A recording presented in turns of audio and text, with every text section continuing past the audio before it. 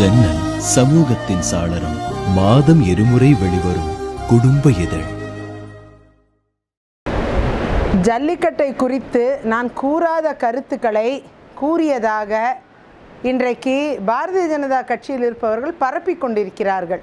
ஜல்லிக்கட்டை பற்றி கூற வேண்டுமானால் எங்கள் குடும்பத்தில் கூட வடுக்கம்பாறையிலிருந்து கன்னியாகுமரி வரை ஒவ்வொரு ஆண்டும் எங்களுடைய காளைகள் பல்வேறு வெற்றி கோப்பைகளை பெற்றிருக்கிறது. எங்கள் குடும்பத்தில் இருக்கக்கூடிய பலரும் இதில் கலந்து கொள்வார்கள். இதில் நாங்கள் எங்கள் நடைமுறைகளில் இருக்கக்கூடிய ஒன்றுதான். ஆகையால் நான் இதை ஆதரித்து அவசர சட்டம் வேண்டும் என்று கேட்டபொழுது வேண்டுமென்றே எனக்கு எதிராக ஜல்லிக்கட்டுக்கு எதிராக பேசியது போன்ற ஒரு தோற்றத்தை உருவாக்கி இருக்கிறார்கள்.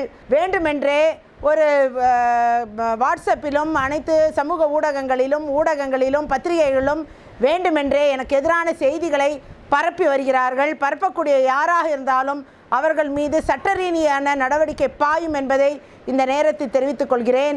பாரதிய ஜனதா கட்சியில் பிரதமர் மோடி அவர்கள், மேனகா காந்தி அவர்கள், மேலும் பல்வேறு பாரதிய ஜனதா கட்சி நபர்கள் தான் இன்றைக்கு பீட்டாவுக்கு சாதகமாக இன்றைக்கு ஜல்லிக்கட்டு வேண்டாம் என்று உறுதியோடு அவர்கள் இருந்து கொண்டிருக்கிறார்கள். பிரதமர் நினைத்தால் அமைச்சரவை கூட்டத்தை கூட்டி உடனடியாக ஒரு அவசர சட்டத்தை, ஒரு ஆர்டினன்ஸை கொண்டு வரலாம். அது எல்லோருக்கும் தெரிந்த ஒன்று, சட்ட ரீதியான நடைமுறை. அது ரூபாய் நோட்டு விஷயத்தில் சாமானிய மக்கள் கடுமையாக பாடுபட்டதை நாம் மறக்கக்கூடாது. விவசாயிகள் தற்கொலையை நாம் மறக்கக்கூடாது. அதே நேரத்தில் தண்ணீர் பிரச்சனை, குடிநீர் பிரச்சனை என்ற பல்வேறு பிரச்சனைகளும் இளைஞர்கள் மத்தியில் அறியப்பட்ட ஒன்றாக பார்க்கப்பட வேண்டும். இதற்கும் நாம் குரல் எழுப்ப வேண்டும். மதுபானங்களை குறித்தும் நாம் மக்கள் மத்தியில் விழிப்புணர்வை கொண்டு வர வேண்டும். பெட்ரோல் விலை, டீசல் விலை கடுமையாக உயர்ந்து கொண்டிருக்கிறது.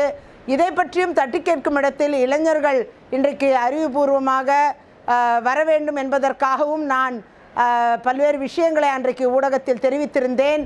தவறாக எதுவும் நாம் கூறவில்லை. ஆனால் அதே நேரத்தில் தவறாக கூறியதாக சித்தரித்து வேண்டுமென்றே சமூக ஊடகங்களை இன்றைக்கு பரப்பி கொண்டிருப்பவர்களை வன்மையாக கண்டிக்கிறேன். அவர்களுக்கு உரிய சட்ட ரீதியான தண்டனை பெற்றுத்தரப்படும் என்பதை தெரிவித்துக் கொள்கிறேன். ஜன்னல் சமூகத்தின் சாளரம். மாதம் இருமுறை வெளிவரும் குடும்ப இதழ்.